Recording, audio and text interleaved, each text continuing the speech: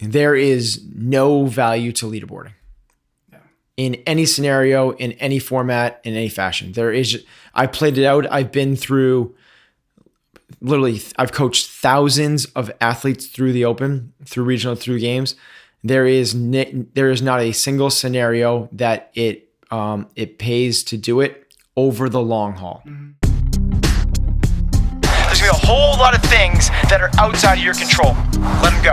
Let them go. Just focus on what is the best thing I can do. The best thing I can do to maximize my potential. It's my potential. It's my potential. 5, 4, 3, 2, 1, go. All right. Talking about the Open. It's early November, so a few months left to go. Really quick, is this the time that people should start thinking about the Open? Is this like the okay, I'm serious about this and this is what I should do about it? Yeah, this is the time to start thinking about it. This is not the time for I'm serious. Cool. So kind of both of those things. We kind of general game plan for an Open type athlete. Start kind of the thinking about it phase in September. October is where we get a little more serious. November ramps up a little bit.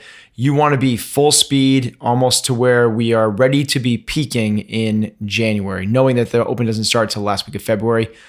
Here's one big disclaimer to this whole conversation. We don't know anything really, right? Okay. We're going off of past experiences. Yep. There's been 5 or 6 years of the Open. We're going off the trends that are building, but I'm not making predictions on what's going to happen. I'm basically saying like this kind of like historical analysis. Right. Here's what happened and we can make as best guesses. Exactly. Yeah. Okay. So based off of what we know, because I don't even know if it's going to be in January, right? We don't know these things, but based off of what we do know and we have seen, yes, this is the time to start thinking about it. Getting serious, I would say no. In fact, I would say you should never be all too serious about any of this. Right. Okay. So we posted on your Instagram and our Facebook page asking for some questions. We got some really good ones. One that was we saw a few different times and different versions was a version of how do I fit the Open workouts into a normal training week or training cycle or training month? Where do are they super special and I rest 2 days before to make sure I hit it? Is it okay? It's just Thursday and I do it on Thursday and Sunday. Anything like yep. How do you think about that? So again, based off of traditionally, they get announced on Thursday evenings. Yes, scores have to be submitted by Monday evening. So going off of that trend, assuming it's the same, how you set those things up in your training schedule determines a little bit about what you want to get out of the Open. If you're the type of person that is the Open is your season, you're trying to go to the regionals or you're a masters athlete trying to break in the top 200 or it's something that you put a lot of value on and you feel like you're training the whole year for the Open. Let's assume that's the case because I think that is probably the majority of our listeners. In that scenario, we're not doing normal training weeks during the Open. It's our competition. Yep. Much like in an NFL season, you're going to have, it's not going to be like preseason where you're kind of going really hard every day. There is no end in sight until the season starts. What we're doing here is we're truly going to be setting you up for the best success that week. Mm-hmm. What it looks like is, assuming it's the same, announcements on Thursday nights, most of our athletes do some sort of a walkthrough. We call it a walkthrough on Thursdays. We don't know what the movements are going to be. So we do very generic, just blood flow type stuff. That's on Thursday. That's the day of the announcement. This is on the Thursday, day of the announcement. This is because most of our athletes don't like to come off of rest days. Most of our athletes like to move the day before, be in the gym, feel like they're psychosomatically, they feel like they're fitter on Friday mornings if they were in the gym on Thursdays. Gotcha. But it's nothing to create any sort of soreness. It's not even heavy breathing. It's just moving about. Think of it like as an active recovery day. Mm-hmm. Might look like something like an EMOM 12 to 16 of a 12 calorie row and a modified round of Cindy on the other minutes. Maybe like 3 pull-ups, 6 push-ups, 9 squats. So you're not trying to even predict what movements might come up. Not it doesn't matter what we've seen or what you think might show up. Or we might be doing that in the rest of the week. On Thursdays, no. Yep. And we might end up doing is if you're predicting, you might be training it, and it might be a hindrance more than anything else. Gotcha. On Fridays, we hit the workout and we hit it as hard as we possibly can, assuming you're not going to do the workout again. That's the mindset you should have. Mm-hmm. You're going to do it one and done. Now, if this is your competition, this is your Super Bowl, this is your year, you don't want to do it one and done. But that's the mindset you need to have. You can't go in it with the idea of like, well, if this doesn't go well, I'll redo it on Sunday or Monday. You got to go. You can't give yourself the out. Got to go guns a-blazing. Plan B is a plan to fail. Then from there, we hit it. We hit everything you have on Friday. There's nothing else on Friday. You don't do anything else. Saturday becomes an active recovery day. And then Sunday becomes a skills and drills day if it's applicable. Maybe it's bar muscle ups and you haven't been training those a lot. Sunday's a day that you could try to hone in a little bit better bar muscle ups. Gotcha. Monday, we attack it again. Tuesday is a rest day. Wednesday is the on day that week. That's the day, if we're in football, that'd be the practice in full pads. Yep. You're only doing 1 day a week of it to maintain your fitness. Thursday, we're back into that same cycle. Gotcha. Very cool. Second question comes from on Instagram at @ZMahmoodTarek. Is it better to divide training into phases of strength as the open approaches, then transfer to intensity, or better to balance both throughout overall training? And I assume that's overall the year or whatever you want to. Right. Yeah. So we're talking about different cycles, periodization, meso and macro cycles, all that stuff.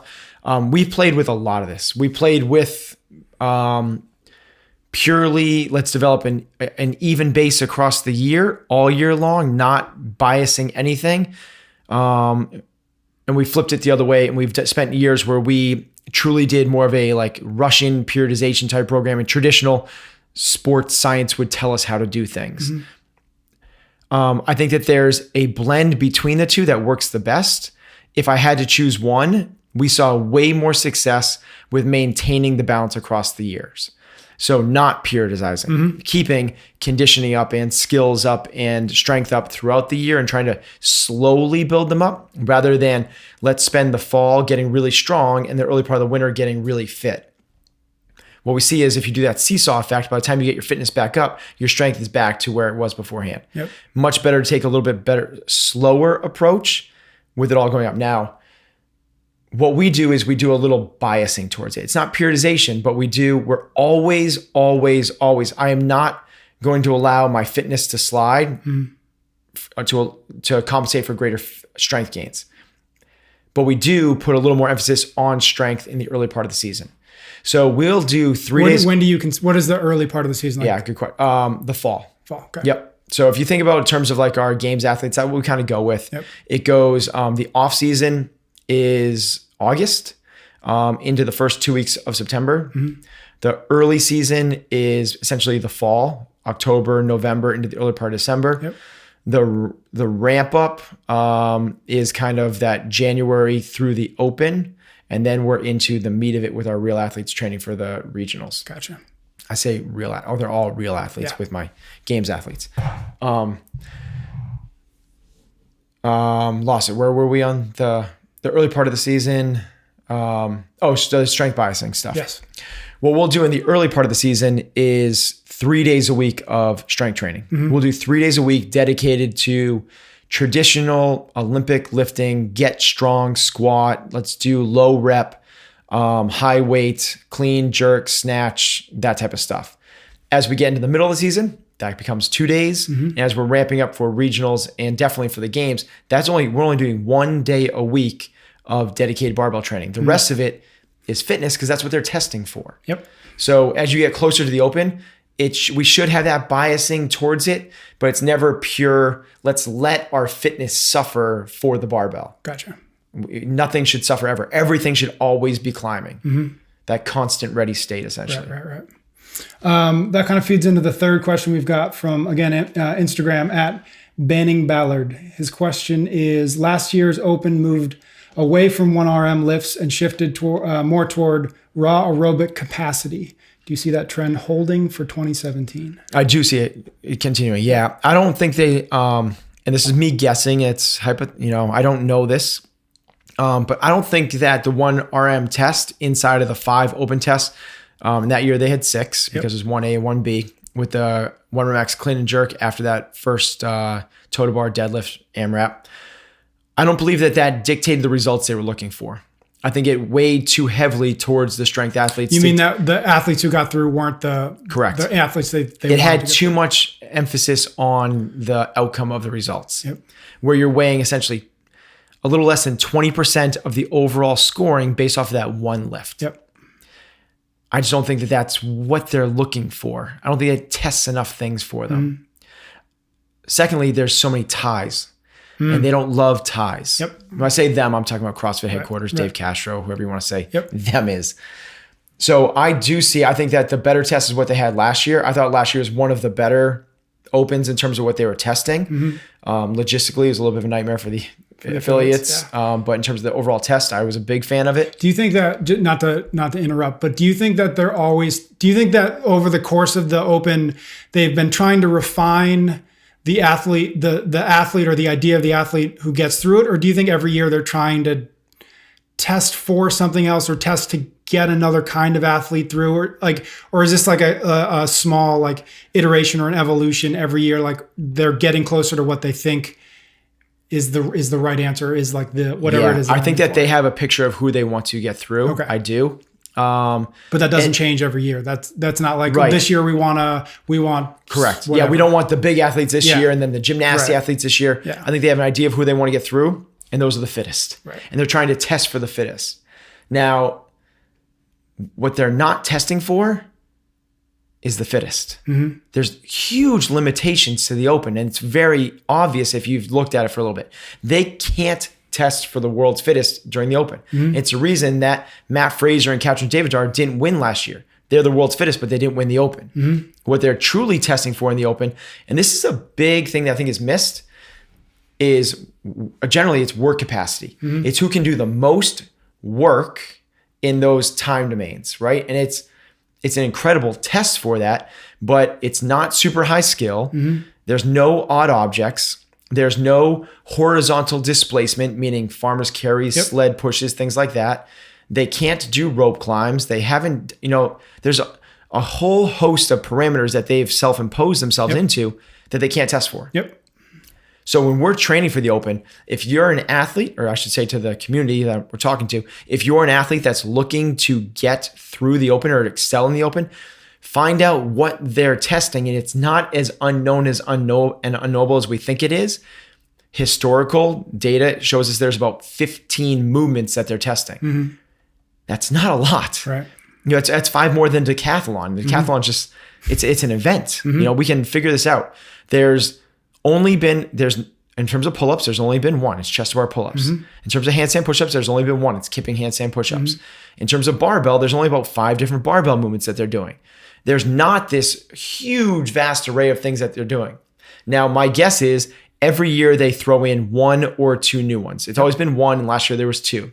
Year before, a couple years ago, it was rowing. Last year, it was the overhead walking lunge and the bar muscle-ups. My suggestion is don't get caught up in guessing what the next movement's going to be.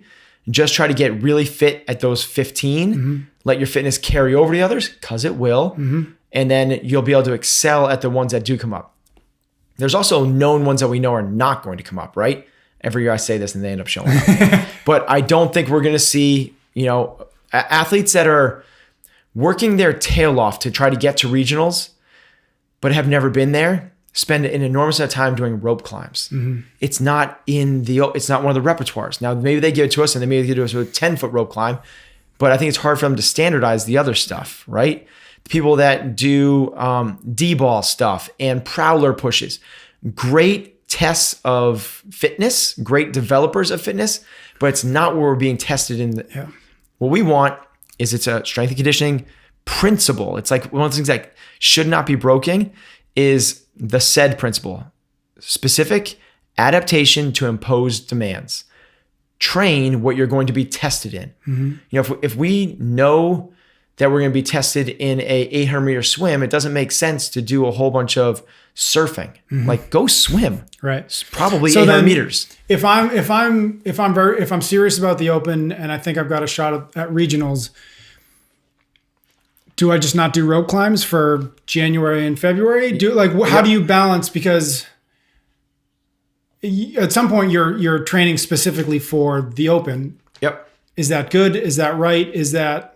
Is Depends there on- like a 80-20 sort of it's, analysis you've got to do? Yep, it's 80-20. It depends. So an example of that. I'll try and take 3 examples to show that. When I'm working with Katrin, we don't train for the open at all. It's not even on our radar. Yep. We don't even really train for the regionals. Maybe that's overconfidence on our part. We train for the games. We train for the tests that we're going to see at the games year round. Yep. Knowing we don't need to peak out for the regionals or the opens because we don't need to win those. We certainly need to be fit enough to pass through, but Ben Smith, when he was fittest on earth, didn't win his region. No one remembers that. It doesn't matter what place you come in your region. You just got to, it's a pass fail thing. Yep. It's not first, second, third, fourth. It's the same thing for the open for athletes that are trying to get through the open to the regionals. If you feel confident you can make it through, then yeah, let's start dabbling into the next test, which will be rope climbs and the other stuff. Like ski ergs and bikes and the other stuff. But if you're not confident you're going to make it through, you can use the other stuff as that kind of auxiliary, work, as accessory type stuff that you think might have some transference or working weaknesses. There's a lot to be said for holds and carries and working your midline. We're not going to be tested on midline and holds, but they can have a big carryover to your fitness. If you're doing it because you believe it'll be a carry over to your fitness, that's a terrific approach. If you believe that you're doing it because you want to get the third wave adaptation, which means that you're trying to get very good at that movement, I think you're wasting your time. Trying to get really good at the nuancy parts of zip lining down, hands free down a rope. That's not going to get you fitter at the open. That's going to get you fitter at ropes. Yep. Gotcha. Over the course of, what is this, the 6th year of the open coming up? 6th or 7th? I forget. Yeah. Doesn't matter. Around there. Where have you seen like the most bang for people's bucks in terms of the actual performance, day of performance? Okay. Anything from like, make sure you do it with people who are better than you, like anything that you've seen that really moves the needle in any way, sort of day of, any kind of advice along those lines. Everyone's a little bit different. So I can't say, pump up them. Oh, I thought I turned that off. My bad. It's terrible. I can't say it's, a matter of pumping up the music real loud and, doing it with better people, or everyone's going to thrive in different environments. Yep. I will say that structuring your week so it's set up the way that you want to, and training at an optimal time of day usually matters. And that changes for everybody too, right? Yeah. But it's also like, there's a lot of people that work out in the morning every single day. But if you give them a 10 in the morning, like the 5 a.m. class, right? The 5 a.m. class at your gym, if you give them they're used to that, but if you give them a 9 o'clock start, their central nervous system might be a little more awake. So it's not necessarily what you've done in the past. It's what's the optimal for you in terms of the time of day. And that kind of goes through a lot of those different external factors. There's certainly a number of different things that you can do to maximize as well, from, your mindset approach to the way you're setting your gym up, in terms of transitions and all the rest. I would say that, with all those little things, I would say the thing that moves the needle for people the most is before you start your first attempt at it. I'm going to give 2 things. Before you start the first full go through. So Friday morning when you're going through this thing, or Friday when you go through the first one. Do 1 round for real, but stop after 1 round. Time it and figure it out. So an example figure out like what you should be aiming for. Was that the right pace? Gotcha. So the first workout last year was burpees over the bar, the walking lunges, the pull-ups, and then the walking lunges again, right? There was burpees on one end and the chest bar pull-ups on the other, and a walking lunge between the 2.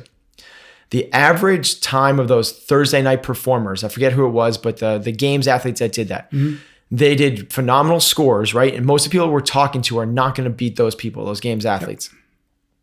Their average split time, if you try and figure that out, was somewhere probably around the 49 to, let's call it 50 seconds. Well, when a lot of athletes go out for their first round of that workout, they get that first round done in 33 seconds. Yep. They're beating games athletes by 17 seconds. Right.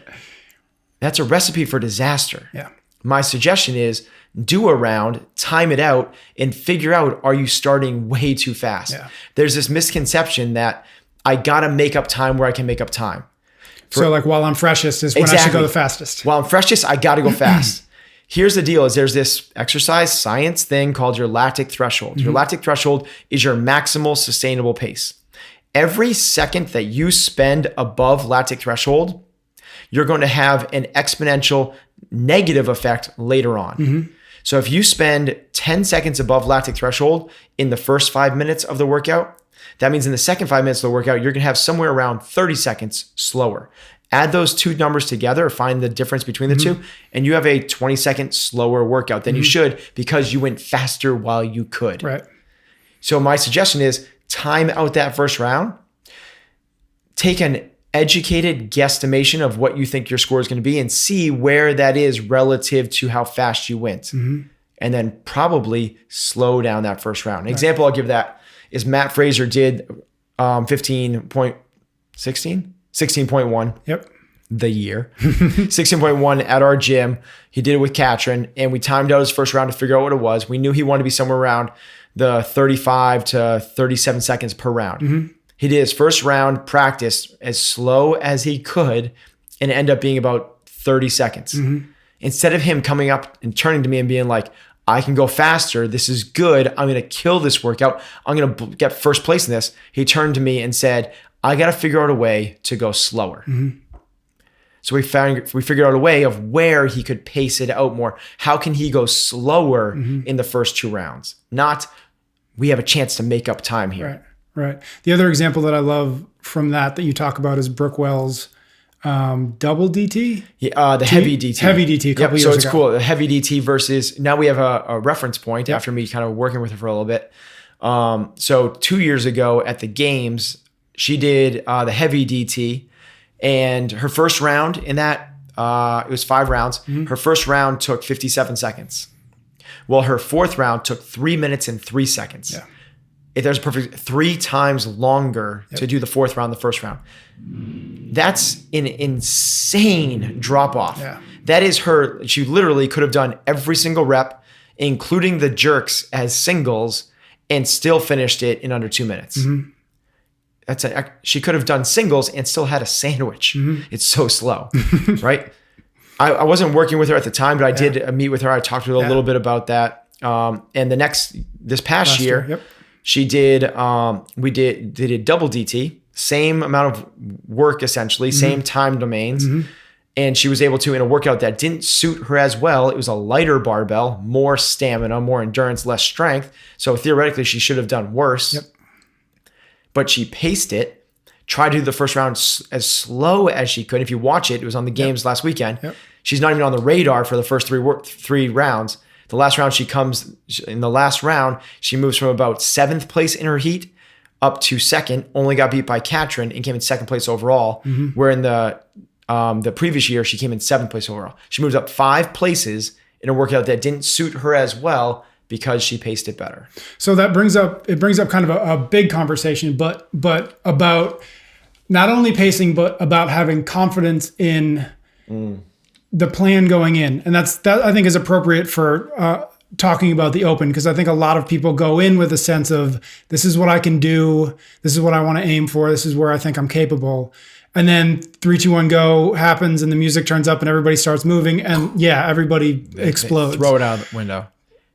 Is that what is it that allowed Brooke or allowed Matt in that case, but really anybody, say, okay, everybody's going to take off like a bat out of hell, but I'm not going to, and it's okay that I'm not in first or that I'm the last one to get to the bar. That's like, is that just maturity? Is like, what is it that allows some athletes to do that and other athletes throw it out the window? Yeah, it's maturity. Yeah. Yep. It's what we call competitive excellence. To me, that's what it is. It's you running your best race and being able to put the blinders on. So it's just kind of like this really nice halfway point between putting the blinders on and not looking at everybody else, yet still taking the excitement and the adrenaline of game day and being able to perform beyond the capabilities that you normally would in a regular training day.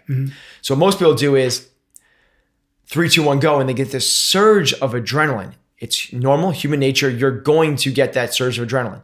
And they take that and they're like, I feel good. I feel so good. I feel so strong. And they go guns a-blazing because they're like, my taper worked. I'm fitter this year. Right? This is my workout. This is my wheelhouse. Your pre-workout's kicking in. Yeah, my pre-workout. Exactly. Yeah. My pre-workout. And then by the 45-second and I don't know where it is, but it's different for everybody. It's somewhere between that 35-second mark. And if you've done a 500-meter row, you know what this feels like. It's at 35-second mark to the 3-minute mark, somewhere in there, that you have that moment, right? Where it goes away. The mature athletes know that surge of adrenaline is going to happen. They know that they can perform above their capabilities, yet they save that until they need it. They don't use it all up when it's going to be gone. Yeah. It's maturity and experience. But I'd love to say experience is enough. It's not. Yeah. You have to be aware of it because there's a lot of people even at the games level that have been there for 3 or 4 years that are still doing this. I feel like I'm giving away a little bit. The secret sauce. Yeah. Okay, let's end it there. Last question. Leaderboarding. It's a common pastime during the Open. A lot of people love it. Any value whatsoever from a competitive point of view to pay attention to what's happening on the leaderboard, allowing that to dictate whether I do it again, dictating when I post my score. Like, is there any value in that, or is it go in, hit the workout as if you're not going to do it again, post a score, and move on to the next week? There is no value to leaderboarding. Yeah. In any scenario, in any format, in any fashion. I played it out. I've been through, literally, I've coached thousands of athletes through the Open, through regional, through games. There is not a single scenario that it pays to do it over the long haul. In the short term, the only scenario I can possibly think about is if you are that 21st athlete and they take the top 20, and it's it's 5 minutes before the close of the last workout. And why not go and do it again and throw down and try and see what you can do? Besides that, leaderboarding is always more of a negative than a positive because you're trying to compare to others rather than to your best effort, what's under your control. We call it the commitment to the process. If you are committed to the process, you're going to get your best score. You stick within the framework of Fridays and Mondays, and then the process between the weeks, that's going to maximize your ability across the 5 weeks of the Open. If you derail yourself from that, you're derailing yourself from that. You can't let the leaderboard dictate what's going on. It's just you and your best. Let's leave it there. Cool. Thank you. Love it.